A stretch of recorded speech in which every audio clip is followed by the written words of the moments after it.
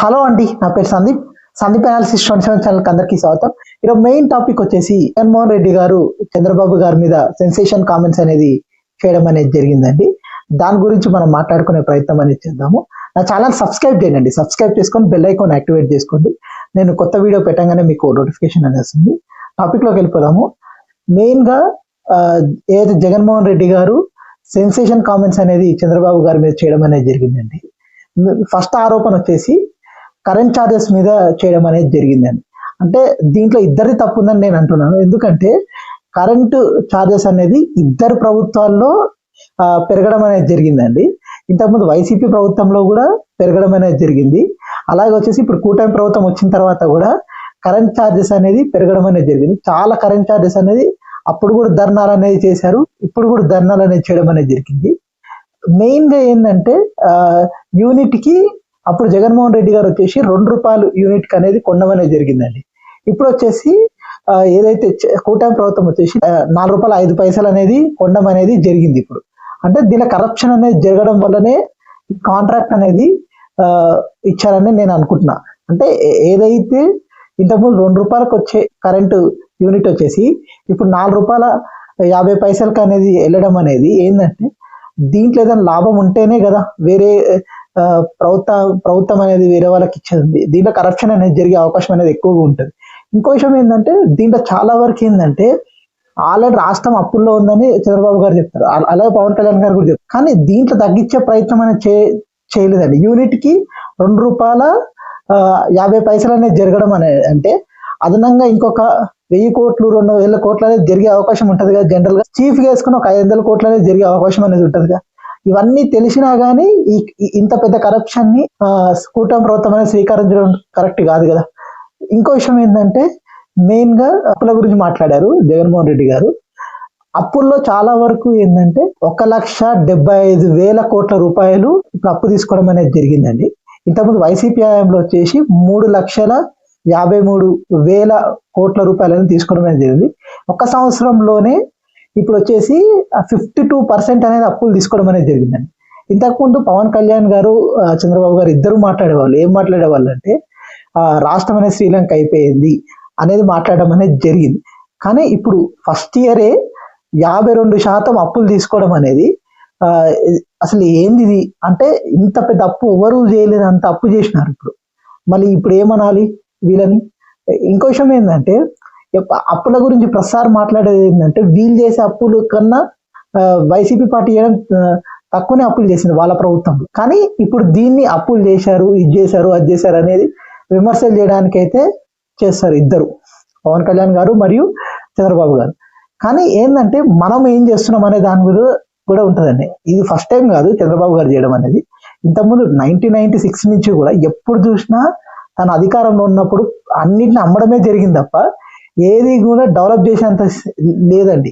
ఎందుకంటే 1996 నుంచి మీరు చూడండి, నిజాం సాగర్ కానీ ఇవన్నీ కూడా, నిజాం ఫ్యాక్టరీ కానీ ఇవన్నీ కూడా అమ్మడం అనేది జరిగింది తప్ప ఏది కూడా తను అప్పు చేయకుండా ఏది రాష్ట్రాన్ని అనేది గాడిలో పెట్టడం అనేది జరగలేదు. కానీ ఇప్పుడు ఇంకెక్కువ అప్పులు చేయడం అనేది జరిగింది. కానీ ఈ రాష్ట్రంలో మాత్రం జగన్మోహన్ రెడ్డి గారు ఉంటే శ్రీలంక అయిపోయింది. ఇప్పుడు కూటమి ప్రభుత్వం అనేది ఇంకెక్కువ అప్పులు చేస్తున్నారు. ఆ శ్రీలంక అయిపోలేదని ఒకసారి నేను ప్రశ్న అడగాల్సి వచ్చిందండి కూటమి ప్రభుత్వం. ఇంకో విషయం ఏంటంటే మెయిన్ ఇంకోటి ఏంటంటే బాగా దాడులు అనేది చేయడం అనేది జరుగుతున్నాయి రాష్ట్రంలో. చాలా వరకు రెడ్ బుక్ పాలన అనేది ఎక్కువగా జరుగుతుంది. దాని గురించి మాట్లాడడం అనేది జరిగింది. బిగ్ వార్నింగ్ అనేది ఇచ్చారండి అయితే చంద్రబాబు గారికి మరియు పోలీసులకి. ఎవరైతే అన్యాయం చేస్తారో వాళ్ళని మేము వదిలిపెట్టాము, మా ప్రభుత్వం వచ్చిన తర్వాత మేము సీరియస్ యాక్షన్ అనేది ఉంటుంది అనేది జగన్మోహన్ రెడ్డి గారు. నిజమే అండి. ఒక్కసారి ఎవరైతే ఇప్పుడు ఎవడైనా దెబ్బతిన్నాడు ఎవడైనా కానీ వాడు ఎందుకు వదిలిపెడతాడు? ఇప్పుడు నెక్స్ట్ జగన్మోహన్ రెడ్డి గారైనా కానీ చెప్పినా కానీ వినరు. ఇప్పుడు ఈ కూటమి ప్రభుత్వంలోనే చూడండి, చంద్రబాబు గారు ఇసుక విషయంలో తీసుకోకండి, ప్రజలకి పంచండి అని చెప్తున్నా కానీ కూటమి నాయకులు ఎవరైనా వింటున్నారా? వినరు. ఎందుకంటే ఒక కంట్రోల్ దాటిపోద్ది. ఎందుకంటే ఇప్పుడు ఏంటంటే వాళ్ళు బాధపడ్డారు గడిచిన 5 ఏళ్లలో కొంచెము ఇప్పుడు ఎంతో బాధపడి ఉండొచ్చు. దానివల్ల ఇప్పుడు ఏమైపోతుంది, వాళ్ళు చంద్రబాబు గారు చెప్పినా కానీ వినే స్థితిలో వీళ్ళు లేరు. అదే పరిస్థితిని ఇప్పుడు అధికారం చేంజ్ అయిపోయిన తర్వాత కూడా జగన్మోహన్ రెడ్డి గారికి వచ్చే అవకాశం ఉంది. ఇది చాలా డేంజర్ బెల్ లాంటిదండి. ఎందుకంటే రాష్ట్రంలో ఏదైతే ఈ రౌడీ పాలన జరిగినంత కాలం అభివృద్ధి అనేది జరగదు. మళ్ళీ ఇంకా ఎవరు మాట వినే స్థితిలో అనేది ఉండదు. ఇదైతే నిజమే చెప్పారు జగన్మోహన్ రెడ్డి గారు. ఇంకో విషయం ఏంటంటే ఈ ఈ లా అండ్ ఆర్డర్ అనేది ఇప్పుడు కంట్రోల్ చేయాల్సిన అవసరం ఉంది. ఇంతకుముందు అధికారంలో లేనప్పుడు పవన్ కళ్యాణ్ గారు మరియు చంద్రబాబు గారు ఇద్దరు కూడా భారీ ఆరోపణలు అనేది చేయడం అనేది జరిగింది. పవన్ కళ్యాణ్ గారు అయితే 30,000 కేసులు అనేది వచ్చినాయి, ఆడపిల్లలు అనేది మిస్సింగ్ అయిపోయారు, హ్యూమన్ ట్రాఫికింగ్ అనేది జరుగుతుంది అనేది అప్పుడు భారీ విమర్శలు అనేది చేయడం అనేది జరిగింది. కానీ ఇప్పుడు సంవత్సరంన్నర కాలంలో దాదాపుగా 25,000 మంది మిస్సింగ్ అవ్వడం అనేది జరిగింది. దానికి ఎలాంటి యాక్షన్ అనేది తీసుకోలేదు. దీన్ని పూర్తిగా కూడా గమనించాల్సిన అవసరం ఉందండి. అంటే ఇంత అరాచకం జరుగుతుంటే ఎప్పుడు పవన్ కళ్యాణ్ గారు ఒక మాట చెప్తుంటారు, నేను క్రిమినలైజేషన్ పాలిటిక్స్ ని ఎంకరేజ్ చేయను అని చెప్తుంటారు. కానీ ఇప్పుడు పవన్ కళ్యాణ్ గారే క్రిమినలైజేషన్ ఆఫ్ పాలిటిక్స్ ని ఎంకరేజ్ చేస్తే ఇది ఎంతవరకు కరెక్ట్? అంటే ఈ కేసు అని ఏమైనా సాల్వింగ్ అయినాయా అండి? కాలేదే. అంటే ఈ 25,000 మందికి ఆడపిల్లలకి న్యాయం అనేది జరగలేదు. ఇంకో విషయం ఏంటంటే సుహాలి ప్రీతి గురించి కూడా. సుహాలి ప్రీతి విషయంలో నేను మొన్న తెలుసుకోవడం అనేది జరిగింది. మెయిన్ గా సిబిఐ వాళ్ళు డబ్బులు లేక ఆ కేసును వదిలేసినారండి. అంటే పవన్ కళ్యాణ్ గారి మీద ఈ బాధ్యత అనేది ఉంది. ఎందుకంటే ఎలక్షన్ అప్పుడు నానా యాగి అనేది చేసినారు పవన్ కళ్యాణ్. అంటే ఎప్పుడైనా కానీ మనం అధికారంలో లేనప్పుడు ఏదన్నా అనొచ్చు, కానీ అధికారం వచ్చిన తర్వాత అవన్నీ కూడా మనం వెంటాడుతుంటాయి. అవి గుర్తుపెట్టుకోవాల్సిన అవసరం లేదు ఎవరైనా కానీ. అంటే జగన్మోహన్ రెడ్డి గారైనా అదే వర్తిస్తుంది. వై నాట్ 175 అన్న స్టేజ్ లో ఇప్పుడు 11కి వచ్చి పడిపోయినాడు. అంటే ఎప్పుడైనా కానీ మనం అధికారంలో ఉన్నప్పుడు ఆచితూచి మాట్లాడాలి. అంటే అధికారం లేనప్పుడు. ఎందుకంటే మనం అధికారంలో లేనప్పుడు ఏమైపోద్ది అంటే మనం ఇష్టం ఉన్నట్టు మాట్లాడనీకు ఉంటుంది. కానీ అధికారం వచ్చినప్పుడు అవే క్వశ్చన్స్ అడుగుతారు ప్రజలు. ఇప్పుడు చూడండి పవన్ కళ్యాణ్ గారు ఎక్కువ ట్రోల్డ్ కావడానికి కారణం అదే. ఫస్ట్ ఒక కమ్యూనిస్ట్ సిద్ధాంతం అన్నాడు, తర్వాత వేరే సిద్ధాంతానికి వెళ్ళాడు, షిఫ్ట్ అయిపోయినాడు. ఫస్ట్ అంటే ఒక ఇంపాక్ట్ క్రియేట్ చేసినాడు. ఇప్పుడు ఆ ఇంపాక్ట్ నుంచి పక్కకి వెళ్ళిపోవడం వల్ల ఇప్పుడు ట్రోల్స్ అనేది ఎక్కువగా పవన్ కళ్యాణ్ గారి మీద రావడం అనేది జరుగుతుంది. అది కూడా ఒక విషయంగా జరుగుతుంది. ఇంకోటి సూపర్ 6 హామీల గురించి చెప్పాను. ఎస్ అండి, 5 లక్షల పెన్షన్స్ అనేది తీసేయడం అనేది జరిగింది. నేను ఇప్పుడు కాదు, చాలా వీడియోల కిందనే నేను ఈ విషయాన్ని చెప్పడం అనేది జరిగింది. ఇంకో విషయం ఏంటంటే నిరుద్యోగులకి 3,000 రూపాయలు అనేది ఇస్తామని కూటమి ప్రభుత్వం అనేది చెప్పడం అనేది. కానీ ఇప్పుడు దాకా సంవత్సరం దాటిపోయింది, ఇప్పుడు 2వ సంవత్సరం వచ్చింది. 2వ సంవత్సరంలో కూడా అవుతుందో కాదనేది తెలియదు. ఇంకో విషయం ఏంటంటే ఎవరైతే ఆడపిల్లలకి 1,500 రూపాయలు అనేది ఇస్తామని చెప్పినారు ఏదో కూటమి ప్రభుత్వంలో, అది కూడా జరగట్లేదు. ఇంకో విషయం ఏంటంటే ఏదైతే ఇప్పుడు తల్లికి వందనం ఉంది కదా, దాంట్లో 13,000 ఇప్పుడు ఇస్తున్నారు కదా తల్లికి వందనం, దాంట్లో వచ్చేసి ఇప్పుడు ఓన్లీ 30 లక్షల మందికి ఎగ్గొట్టినారని, అంటే ఇంకా విడతల వారీగా వేస్తామని చెప్తున్నారు. 30 లక్షల మందికి ఇవ్వలేదని అంటున్నారు. అది పర్ఫెక్ట్ గా సెట్ చేయలేదు. ఇంకోటి గ్యాస్ వచ్చేసి అంటే సిలిండర్ ఇస్తామని చెప్పారు 500 రూపాయలకి, అది కరెక్ట్ గా అమలు అనేది జరగట్లేదు. ఇవన్నీ కూడా ఇంతకుముందు కొన్ని వీడియోస్ లో చెప్పడం అనేది జరిగింది. అంటే ఈ సంవత్సర కాలం నుంచి పూర్తిగా కూడా అమలు అనేది జరగట్లేదు. అంటే పూర్తి స్థాయిలో అమలు చేయలేకపోతున్నారు. ఇంకో విషయం ఏంటంటే జగన్మోహన్ రెడ్డి గారిది ఏంటంటే రప్పరప్ప అనే ఒక డైలాగ్ కూడా గురించి ఒక ఏదైతే కాంట్రవర్షన్ అయిందాన్ని దాని గురించి మాట్లాడినారు. సెన్సార్ వాళ్ళు దీన్ని కరెక్ట్ గా చూసుకోవాలి, దీన్ని తీసేయాలి, అది ఇది అని చెప్పినారు. ఎస్ అండి, ఇది ఎందుకంటే ప్రజలందరూ కూడా ఇది ఫేమస్ అయిన డైలాగే, ప్రజలందరూ కూడా వాడినారు. ఇది ఓన్లీ మాజీ ముఖ్యమంత్రి వాడినందుకే ఇంత పెద్ద సీరియస్ అవ్వడం తప్ప అసలు దీనికి అంత వాల్యూ లేదని నాకు అనిపించింది. ఎందుకంటే రాష్ట్రంలో ఎన్నో కేసెస్ జరుగుతున్నా, ఎన్నో విషయాలు జరుగుతున్నాయి. అధికార పార్టీ అనేది పూర్తిగా రెడ్ బుక్ పాలన అనేది చేస్తున్నారు. ఇంకోటి ఏంటంటే దాడులు అనేది ఎక్కువగా జరుగుతున్నాయి. ఆ సూపర్ 6 హామీలు పూర్తిగా మనం చేయట్లేము. ఇవన్నిటిని మనం చేసుకోవాల్సిన అవసరం ఉంది. కానీ ఇలాంటి చిన్న చిన్న విషయాల గురించి ప్రస్తావించడం వేస్ట్ అని నాకు అనిపించింది. ఇంకో విషయం ఏంటంటే చాలా పెద్ద వార్నింగ్ అనేది ఈ జగన్మోహన్ రెడ్డి గారు ఇవ్వడం అనేది జరిగింది. ఏదో తెలుగుదేశం నాయకులకి, మెయిన్ గా తెలుగుదేశం నాయకులకు మాత్రం ఇది డేంజర్ బెల్ లాంటిది. ఎందుకంటే చాలా జాగ్రత్తగా ఉండాల్సిన అవసరం ఉంది. ఇప్పుడు మీరు చేసే తప్పులు రేపు మీకు శిక్ష పడే కార్యక్రమం అనేది జరుగుతుంది. అంటే చాలా మంది అనుకోవచ్చు నేను వైసీపీ సపోర్ట్ చేసి, అది కాదండి, జనరల్ గా చెప్తున్నా. ఎందుకంటే నేను చూసిన, ఎందుకంటే 2014 ముందు ఇలాంటి దాడులు జగన్మోహన్ రెడ్డి గారి మీద చేసినారు. మళ్ళీ 2019లో అలాంటివే జరిగినాయి, చాలా ఎక్కువగా జరిగినాయి. అంటే ఇప్పుడు కన్నా కంపేర్ చేసుకుంటే అప్పుడు తక్కువనే జరిగినాయి. కానీ అలాంటి జరగకుండా చూసుకోవాలంటే ఇప్పుడు జాగ్రత్తగా ఉండాల్సిన అవసరం ఉంది తెలుగుదేశం నాయకులు అందరికి కూడా. ఎందుకంటే ఇప్పుడు మనం జాగ్రత్తగా లేకపోతే మాత్రం ఫ్యూచర్ లో మనం చాలా ఫేసెస్ చేయాల్సి, అంటే మన ఏదైతే ప్రభుత్వం మీద కూడా భారీ వ్యతిరేకత వస్తుంది. ఆ వ్యతిరేకతని ఒక 2-3 ఇయర్స్ అనేది కంట్రోల్ చేయగలరు. తర్వాత కంట్రోల్ చేయని స్థితి అనేది తక్కువ ఉంటుంది ఏ ప్రభుత్వం మీద. ఎందుకంటే ఇప్పుడు 2014-19 వరకు చూడండి, ఏ తెలుగుదేశం ప్రభుత్వం ఆ ప్రభుత్వం మీద వ్యతిరేకత అనేది భారీగా వచ్చేసింది. ఒకసారి పాదయాత్ర జగన్మోహన్ రెడ్డి గారు చేయడం స్టార్ట్ అయింది అనుకోండి, ఆ వ్యతిరేకత ఇంకా దారుణంగా వెళ్ళిపోయే అవకాశం ఉంటుంది. అప్పుడు ఎవరు వచ్చినా కానీ మెయిన్ గా కంట్రోల్ చేయలేరు, ఎన్ని మాటలు చెప్పినా వినే స్థితిలో అనేది ఉండదు. ఇప్పుడు 2019 ఎగ్జాంపుల్ గా నేను చెప్తున్నాను. చాలా జాగ్రత్తగా ఉండాల్సిన అవసరం అనేది తెలుగుదేశం నాయకులు అనేది ఉండదు. ఏదైనా కానీ ఆచి చూచి బిహేవ్ చేయాల్సిన అవసరం అనేది ఇప్పుడు తెలుగుదేశం పార్టీ మీద కూడా ఉంది, చంద్రబాబు గారి మీద ఉంది, పవన్ కళ్యాణ్ గారి మీద కూడా ఉంది. ఎందుకంటే ఆల్రెడీ వ్యతిరేకత గ్రౌండ్ లెవెల్ స్టార్ట్ అయ్యింది. దీన్ని మీరు సీరియస్ గా తీసుకోకపోతే మాత్రం చాలా ఇబ్బంది అవుతుంది. ఎందుకంటే మన కార్యకర్తలే, ఇప్పుడు జనసేన కార్యకర్తలే చాలా వరకు ఏదైతే అసంతృప్తిగా ఉన్నారు, ఆ ఓట్ ట్రాన్స్ఫరేషన్ అనేది చాలా ఇబ్బంది అవుతుంది. ఇప్పుడు ఇంకో విషయం ఏంటంటే, ఇప్పుడు ఏదైతే తెలుగుదేశం కార్యకర్తలు కానీ నాయకులు కానీ జనసేనకి బీజేపీకి అంత ఇంపార్టెన్స్ అనేది ఇవ్వట్లేదు. వాళ్ళు ఇంతకుముందు తటస్థ ఓటింగ్ అనేది మొత్తం కూడా కూటమికి పడ్డది. ఆ ఓటింగ్ ఇప్పుడు అనేది పడతదా పడదా అని డౌట్ ఉంది. ఆల్రెడీ వ్యతిరేకత అయింది. వ్యతిరేకత 5-6% ఉంటుంది జనరల్ గా. అయితే 5-6% ఓట్ అనేది డైరెక్ట్ గా వైసీపీ పార్టీకి వెళ్ళిపోయే అవకాశం ఉంటుంది. ఎందుకంటే వేరే ప్రతిపక్షం అనేది లేదు, ఎస్టాబ్లిష్మెంట్ ప్రతిపక్షం అనేది లేదు. ఇప్పుడు ఓన్లీ వైఎస్ఆర్సీపీ ఆల్టర్నేటివ్ కనిపిస్తుంది కాబట్టి ఆ వ్యతిరేక ఓట్ అనేది టర్న్ అయ్యే అవకాశం వైసీపీకి ఎక్కువ అవకాశం అనేది ఉంటుంది. ఇంకో విషయం ఏంటంటే, నేనంటుంది ఏంటంటే, ఇప్పటికైనా ఈ దారులు మాని అభివృద్ధి మీద దృష్టి పెట్టాల్సిన అవసరం. ఇంకోటి ఏంటంటే, అమరావతి గురించి కూడా మాట్లాడడం అనేది జరిగింది. అమరావతిలో చాలా ఎక్స్పెన్సివ్ కడుతున్నారు, ఏదైతే లో క్వాలిటీ చెప్పడం అనేది జరిగింది, అంటే లో క్వాలిటీగా కడుతున్నారని చెప్పడం అనేది జరిగింది. నేనంటుంది ఏంటంటే, అంత రేట్ పెట్టి కట్టాల్సిన అవసరం లేదు. నేనేమంటే ఒక హబ్ గా క్రియేట్ చేయండి. నేను పోయిన పాత వీడియోలో కూడా అమరావతి ల్యాండ్ గురించి మాట్లాడడం అనేది జరిగింది. దాని గురించి చూడండి. అయితే హబ్స్ గా క్రియేట్ చేస్తే అది రాష్ట్రం మొత్తానికి కూడా ఆదాయం వచ్చే అవకాశం అనేది ఉంటుంది తప్ప, ఇలా ఒకే దగ్గర కట్టడం వల్ల ప్లస్ అన్ని డబ్బులు అంత అంటే కరప్షన్ జరుగుతుంది గ్రౌండ్ లెవెల్లో. అన్ని కూడా తెలుగుదేశం నాయకులే తినమనే స్టార్ట్ చేస్తున్నారు. ఇంకోటి అయితే పోలీసుల గురించి కూడా మాట్లాడడం అనేది జరిగిందండి. జగన్మోహన్ రెడ్డి గారు ఏం మాట్లాడారంటే, పోలీసులు ఒక చెంచాలాగా బిహేవ్ చేస్తున్నారు, ఇవన్నీ కూడా డబ్బులు అనేది కలెక్షన్ చేసి నాయకులకి అందరికి గుడిస్తున్నారు అనేది ఆయన చెప్పడం అనేది జరిగింది. Yes, it is true. ఎందుకంటే చాలా ఏరియాస్ లో వీళ్ళే కలెక్షన్ చేసి నాయకులకు డబ్బులు ఇవ్వడం అనేది జరుగుతుంది. ఇది ఎంతవరకు న్యాయం అనేది ఈ కూటమి ప్రభుత్వానికి చెప్పేసి వాళ్ళ ఆత్మవిశ్వాసం చేసుకోవాల్సిన అవసరం అనేది ఉంది. ఎందుకంటే ఇప్పుడు కానీ ఇది కంట్రోల్ చేయకపోయారు అనుకోండి, లాస్ట్ మూమెంట్ లో వీళ్ళు ఓటేసే వాళ్ళు కాదు. నేను క్లియర్ గా కూటమికి చెప్తున్నాను, వీళ్ళు ఓటేసే వాళ్ళు కాదు. ఎవరైతే ప్రజల్లోకి మనం ఏదైతే అభివృద్ధి కానీ సంక్షేమ పథకాలు వెళ్ళకపోతే మాత్రం మనం ఎన్ని మాటలు చెప్పినా కానీ ఆ టైంకి అనేది ఓట్ అనేది ట్రాన్స్ఫర్ కాదు. ఎందుకంటే ఇది ఎగ్జాంపుల్ 2024 ఎన్నికల్లోనే ఒకసారి చూడండి, జగన్మోహన్ రెడ్డి గారు అంత చేసినా గానీ ఆ ఓట్ ట్రాన్స్ఫర్ కాలేదు. లాస్ట్ మినిట్ లో కూటమికే పడ్డది కదా 2024 ఎన్నికల్లో. ఇప్పుడు కూడా అదే పరిస్థితి ఉంది.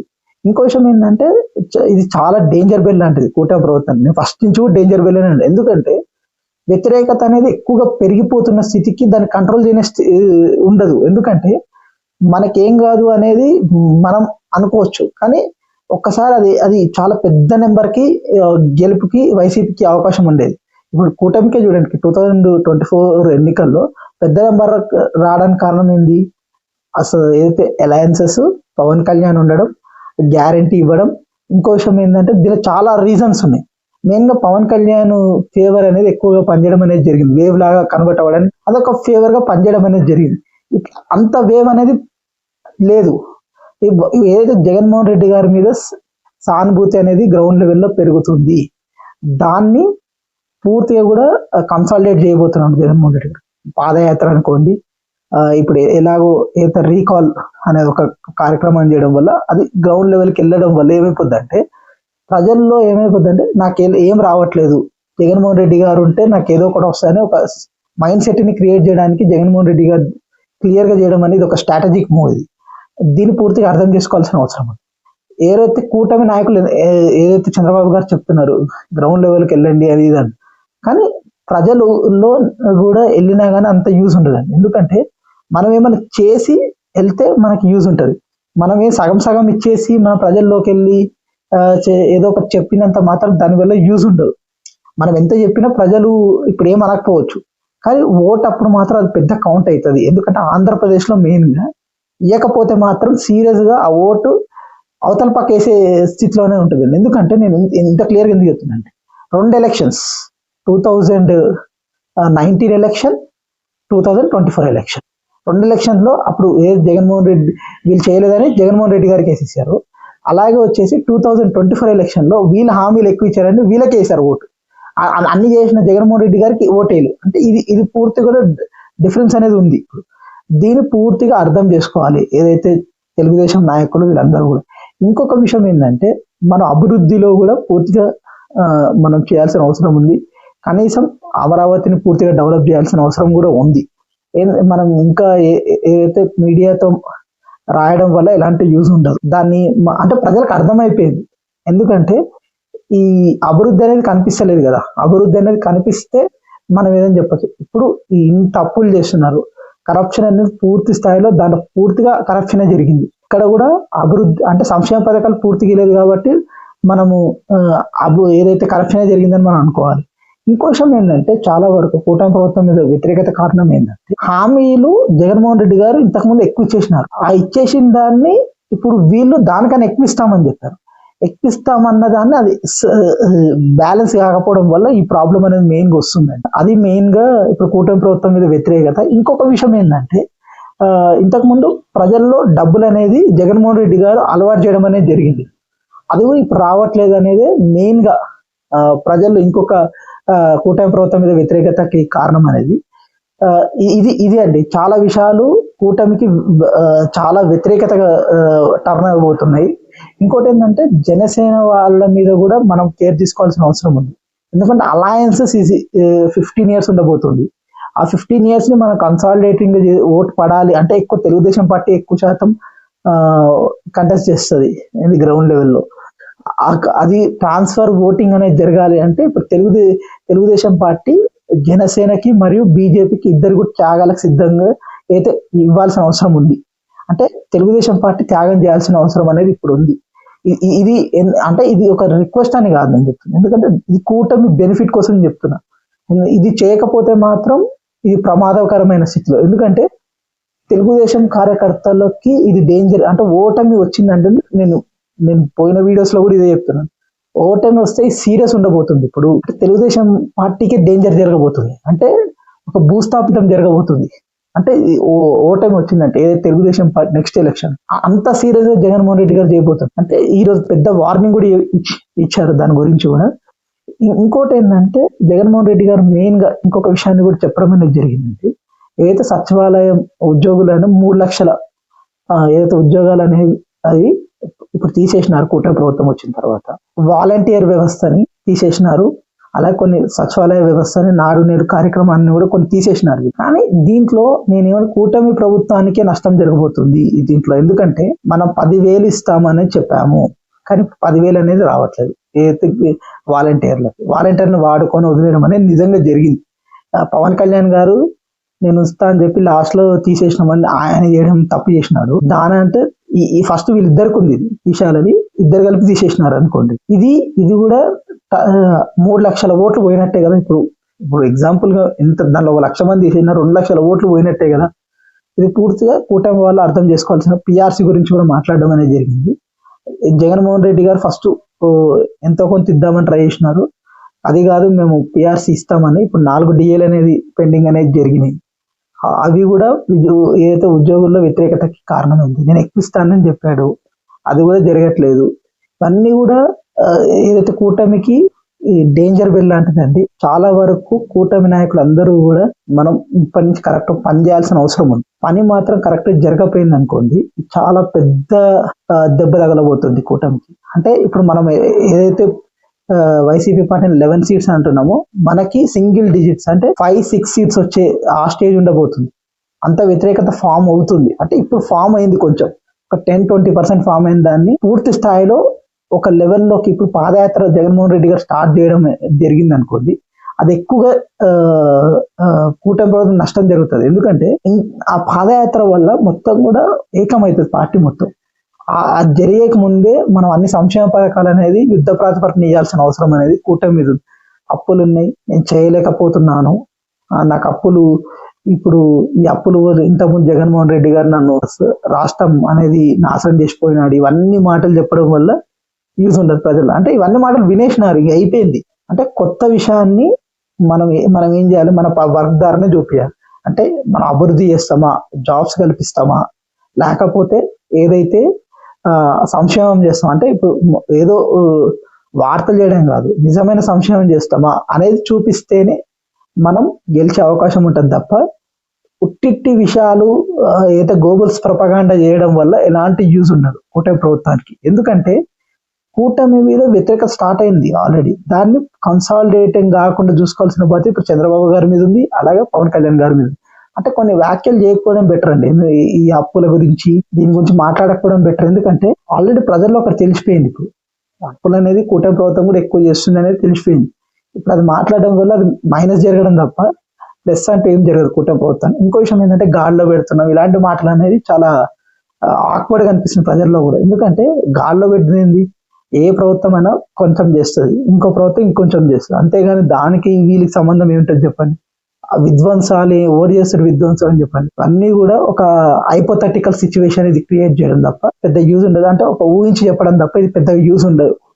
ప్రజలకి దీన్ని అంత నమ్మరు. అంత నమ్మేటోళ్ళు ఉంటే 2019 ఎన్నికల్లో ఇంకా ఎక్కువ చెప్పినా కానీ అయితే వైసీపీ పార్టీకి ఓటేసినారు, అదంతా ఏముండదు.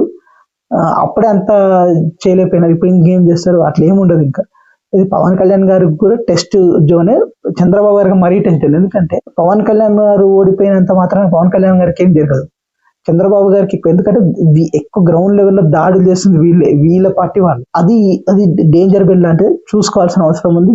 మనం ఏంటంటే సంక్షేమ పథకాలు పర్ఫెక్ట్ గా ఇవ్వడానికి మాక్సిమం ట్రై చేయాలి, ఇవ్వాల్సిన అవసరం కూడా ఉంది.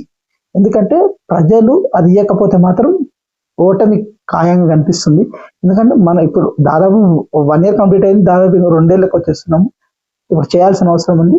థ్యాంక్ యూ అండి. నా ఇన్ఫర్మేషన్ కానీ మీకు నచ్చినట్టయితే కింద సబ్స్క్రైబ్ బటన్ ఉందండి, సబ్స్క్రైబ్ చేయండి. అంటే నేను కొత్త వీడియోస్ అనేది పెట్టగానే మీకు నోటిఫికేషన్ అనేది వస్తుంది. సబ్స్క్రైబ్ చేసుకొని బెల్ ఐకాన్ యాక్టివేట్ చేసుకోండి. దయచేసి నా ఛానల్ని సబ్స్క్రైబ్ అనేది చేయండి, అలాగే షేర్ అనేది కూడా చేయండి.